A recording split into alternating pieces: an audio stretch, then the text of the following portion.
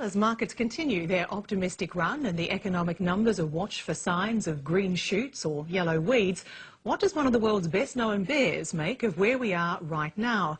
It's 5 months since we talked to renowned economist Dr. Mark Faber, editor of the Gloom, Boom and Doom report and author of Tomorrow's Gold. Back then he lived up to his nickname, Dr. Doom, but since February, has he become any more optimistic? To find out, Mark Faber joins me in the studio. Good evening and welcome. Thank you. My pleasure. President Obama says the brakes have been put on America's economy. Abby Cohen is one commentator who says the US is actually already out of recession. Just an hour ago, in fact, we got some better than expected orders for manufactured goods. On the other side of the coin, a lot of people are saying we're in for a second wave, whether it comes from commercial property in the US or banks in Europe. What do you think? Well, we have to distinguish between the stock market and the real economy. As you know, the real economy began a recession in late 2007, and then between September 2008 and March 2009, we fell off a cliff, and then we were at a very low level of economic activity.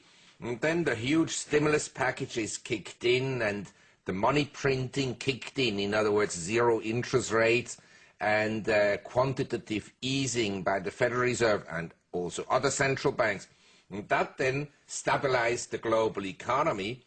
And when you have car sales dropping 50% and more, then you can, of course, have a rebound.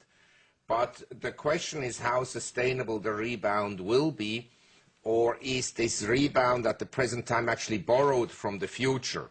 And my sense is that, and here I'm talking about the economy, that the economy near term can recover, and maybe the recovery will be somewhat lengthier than expected, a crack-up boom, because the first stimulus package in the US probably will be followed by a second one, and money printing will lead to even more money printing next year, so it can last, say, 12 to 18 months.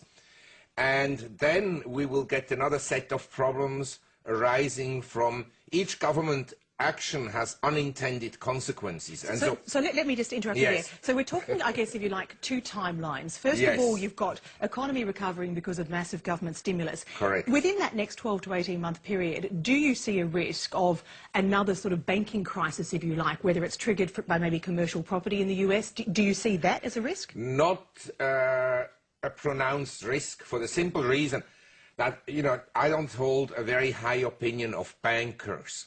But you really have to be dumb not to make any money when the government gives you money free of charge. So the bankers, they get money free of charge. I wished every person in Australia who has an honest business would get money free of charge, and they will also make a lot of money. The bankers get money free of charge, so they can do things and they'll make money.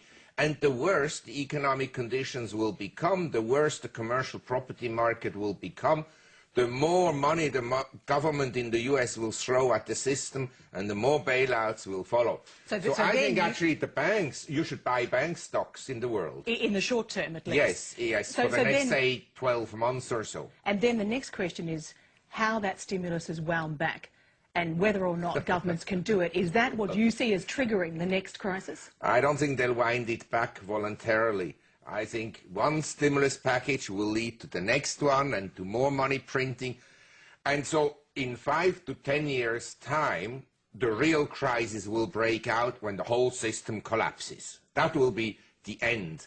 Because the problem... What do you mean by that? I mean, what's the system collapse occurs when... At the moment, we had the private sector failing, basically, and triggered partly by government policies and by Freddie Mac and Fannie Mae, who were government-sponsored enterprises in the US. But the government was still in a position to bail out. But the next time around, the government will go bust, basically. And so before they go bust and default, in other words, don't pay the interest on their government debts, because you don't misunderstand it. As the fiscal deficit goes up, the interest payments on the government debt also go up. They are now around $400 billion annually. I would think that they'll be around $1 trillion in 5 to 7 years' time. And that will then become burdensome on GDP.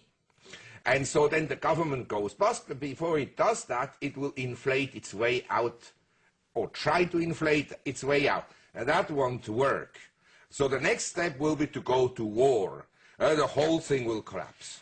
I mean, to the extent that they face an enormous issue, I mean, I think the estimate that came out yesterday of the American deficit over the next 10 years is over $9 trillion. Well, that's optimistic. It will be more, in my opinion. You have no faith in the administration's ability to wind back stimulus and to start dealing with that problem? Are you joking? Having faith in the US administration? I wonder who on earth would have faith in the US administration? Well, certainly not someone who thinks. So therefore, I take it that you are appalled that they've reappointed Ben Bernanke? Well, I think Ben Bernanke is like a ship captain. He has warning signs. He sails the ship. There's a storm coming. He disregards any warning signals. He disregards the storm signals. He sinks the ship. 1,000 passengers drown. He saves the crew in his control tower, 5 officers and himself in a lifeboat, and they get a medal for bravery for saving 5 people. So you see That's Wall Street, the 5 people. The rest of the country is basically bankrupt. So you see this reappointment as reward for, in essence, bad behaviour? It's a total joke. Who could have done a better job? Well, the problem is that whoever would have been appointed would have been Obama puppet. And so there is no better choice.